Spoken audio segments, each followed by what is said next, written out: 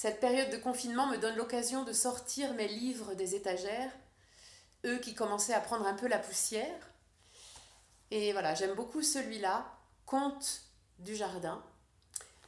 Michel Bourneau a réuni dans cet ouvrage 28 histoires issues de la tradition orale des 5 continents. Autant de contes qui racontent notre relation au jardin. Alors j'ai envie de vous lire celui-là, il s'appelle La chemise du jardinier et c'est ce qu'on appelle un conte de sagesse. Il y avait une fois un roi très malheureux. Il était très malheureux parce que son fils était malade, couché dans un lit pâle et maigre. Il avait fait venir à son chevet tous les meilleurs médecins du royaume, tous les guérisseurs, mais aucun n'avait trouvé l'origine du mal dont souffrait le prince et n'avait pu encore moins le guérir. À bout de ressources, le roi s'était souvenu que ses sujets parlaient quelquefois d'une vieille femme qui habitait dans une cabane au milieu de la forêt. Elle avait la réputation de connaître des secrets, voire des remèdes que nul autre ne connaissait. Une sorcière en quelque sorte. Le roi décida d'envoyer chercher cette femme. Elle fut introduite dans la chambre du prince, examina le malade et dit « Le prince guérira si on lui fait revêtir la chemise d'un homme heureux, pleinement heureux. » Aussitôt, le roi partit à travers son royaume à la recherche d'un homme heureux afin de ramener sa chemise. Il se mit en route, se renseigna, on lui parla d'un seigneur, riche, beau et puissant, assurément très heureux. Le roi alla l'interroger. « Bien sûr que je suis heureux, dit le seigneur. J'ai un palais magnifique avec plus de 100 chambres pleines de toutes les richesses du monde, des étoffes précieuses, des meubles précieux, des bijoux, de l'or, des pierreries.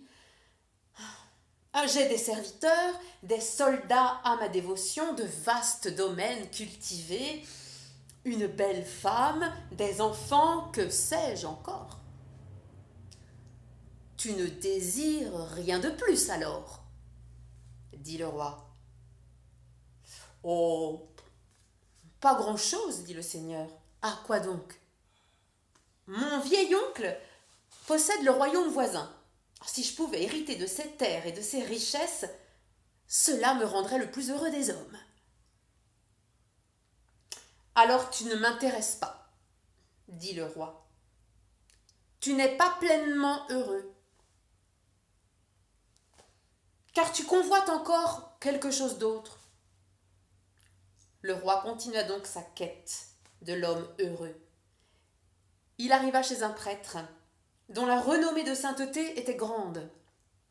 « Es-tu heureux ?» lui demanda le roi. « Bien sûr, répondit le prêtre.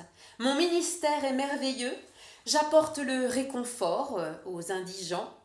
Je vois le sourire de bonheur des hommes, des femmes et des enfants à qui j'apporte la parole et l'amour de Dieu. Je vis chaque jour sous la protection du Seigneur, oui, je suis heureux. Et tu ne souhaites vraiment rien d'autre ?»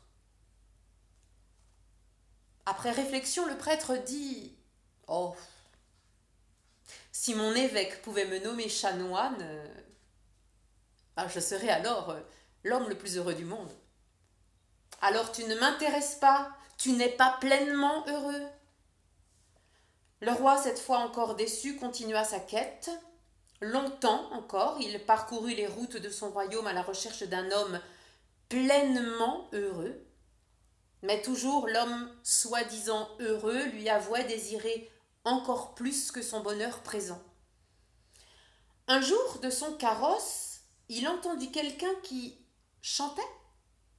C'était un homme qui piochait la terre de son jardin. Il arrêta son carrosse sur le chemin. Il descendit, commença à interroger le jardinier sur sa vie et lui demanda s'il était heureux. « Bien sûr que je suis heureux, répondit-il. Ici, les oiseaux du ciel viennent me visiter et le chant du rossignol m'enchante la nuit et le jour. J'observe la ronde des insectes, le manège des abeilles sur mes fleurs. Par mes travaux, je collabore à la création. Mes légumes, mes arbres, mes fruits sont à la fois l'œuvre de Dieu et la mienne.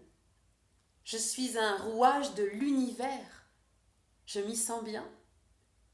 Plein d'espoir, en entendant ces mots, le roi posa en tremblant son ultime question. Et tu ne désires vraiment rien de plus?